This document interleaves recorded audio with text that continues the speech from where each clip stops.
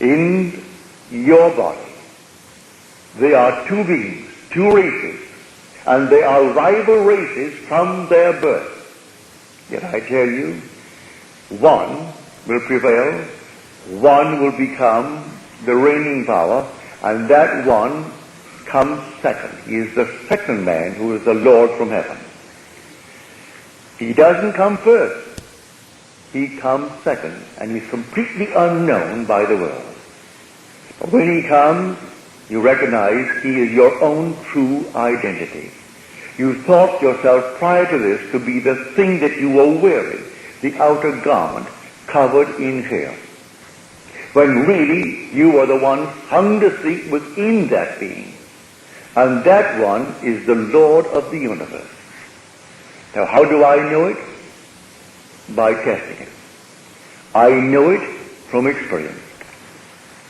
Here I stand in the world, and everything is against me, against what I would like to be. And reason tells me that I could not be what I want to be. Or I could not, I'll be very practical, a lady in the audience would like to dispose of a home. It's all hers, it's her home. But they tell her, reason tells her, money is scarce. That you can't possibly find the money because, well, it is expensive to raise money. I'm speaking to her, but to all. She has a home. Maybe you don't have a home. Maybe you have the need of a job.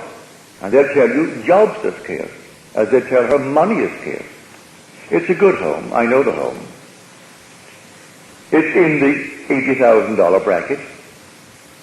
She could get $75,000 for it now, if she would take it, but she knows it's worth more.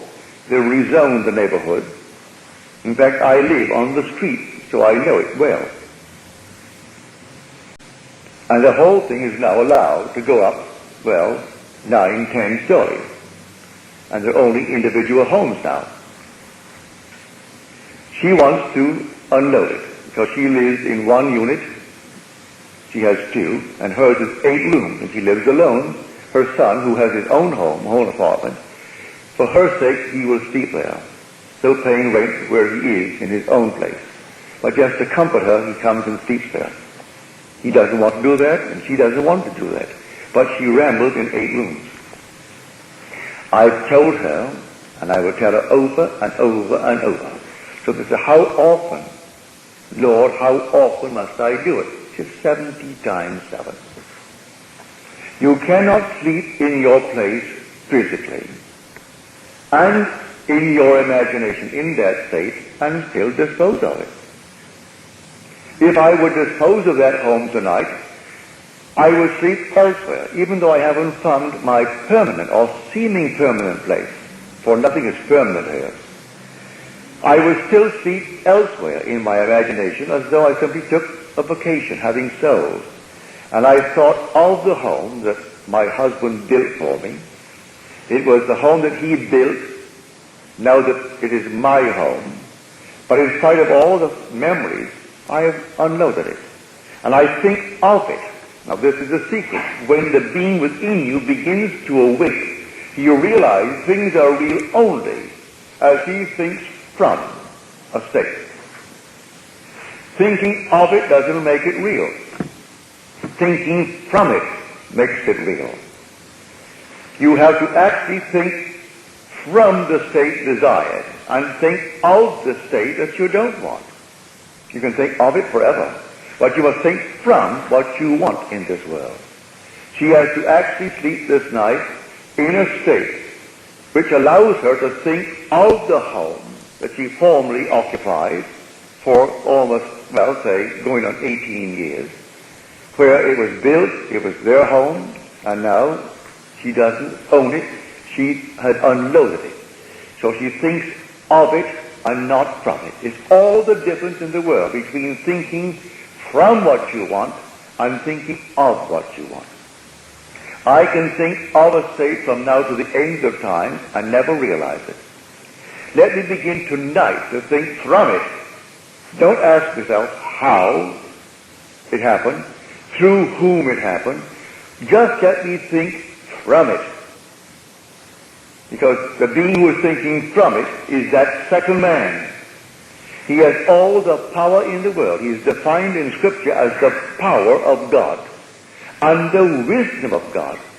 He has all that it takes to devise all the means necessary to unload that place in the immediate present if you think from instead of. I am telling you this from my own personal experience. I am telling you this from my family's experience. I can face an audience, no matter how vast it is. I would defy anyone to rise in the audience and tell a story where they were more behind a financial 8-ball than my very, very large but perfectly wonderful family. We had no money. We had no one to whom we could turn to borrow money. Fortunately for the family, I did have a father who in some wonderful way stumbled upon this wonderful thing. The only book in this world that he really knew, but really knew, was the Bible. I never saw him open any other book in our house, but he knew the Bible. And in some peculiar way, he actually stumbled upon this secret. My brother Victor, who now runs all the ventures, he stumbled upon it at a very tender age. And they believed it, and they applied it.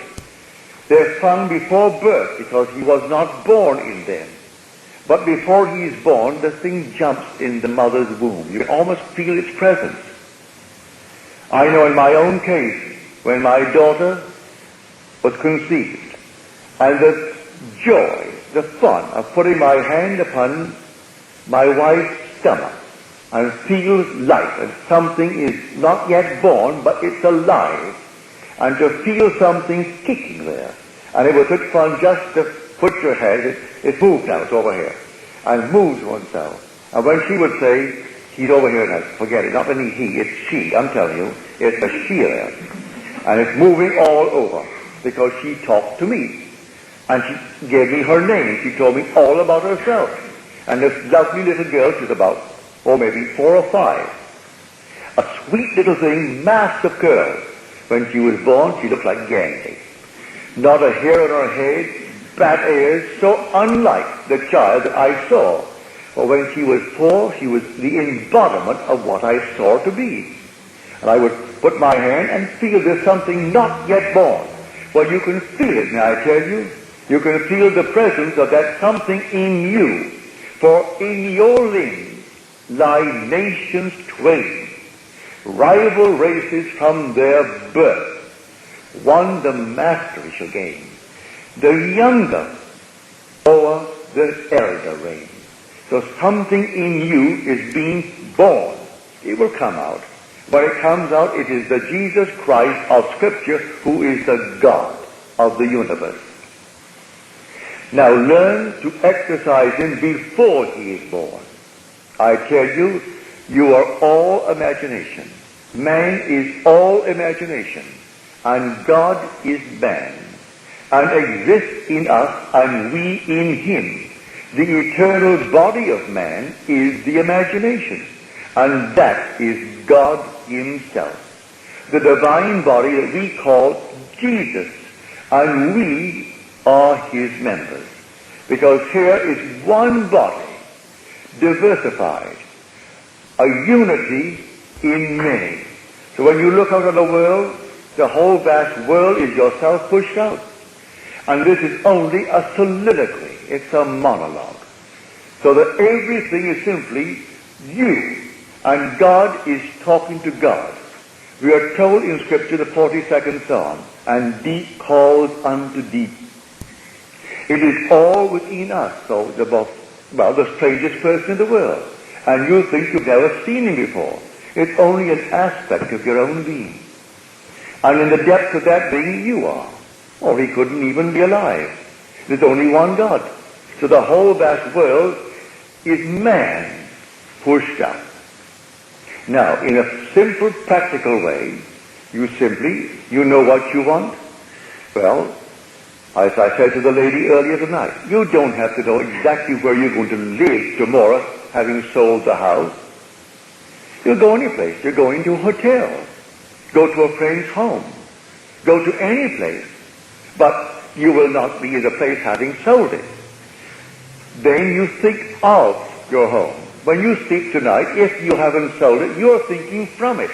And you're thinking from it as someone who owns that house. You can't go on thinking from it and still desiring to unload it. You must think of it as something you formerly owned. The same thing is true of a job. Tonight, you say, well, I don't have a job. You don't have a job? Well, now stir that being who is not yet born in you, but he is coming to birth. But before he comes to birth, you can feel his presence. Now, how would I do it? I stand here. I see you. I see the room. Can I put myself on the street? Why, certainly I can. I can stand here and assume that I am standing on the street and looking at this lectern and don't observe this thing at all, called Neville. I am on the street. I can put myself there and think of this and see it empty, or see it with someone standing here. But I am putting myself elsewhere. Now, you can actually put yourself where you want to be, which when you are there implies something. The power is in what the thing is implying. If I am sleeping elsewhere and thinking of the home I formerly owned, that implies that I have sold it. It is no longer mine. Now, you don't have to compromise. I'm not telling her, don't compromise. You feel the value in what you say it is. All right, put yourself there. And don't let anyone, as friends of hers are telling her, this is short, this is tight, that is so-and-so, and then maybe your husband is holding on to it. He isn't holding on to it. At their advanced years in life, they're divorced. So what? That happens in this world. After 40-odd years of marriage, he wanted out. And so he got out, leaving his child. They had two. The daughter died, leaving two lovely children.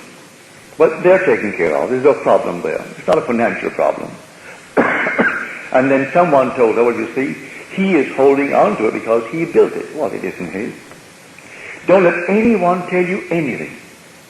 Be still. The 46th Psalm, the 10th verse. Be still and know that I am God. Take that literally. You say, I am, that's God.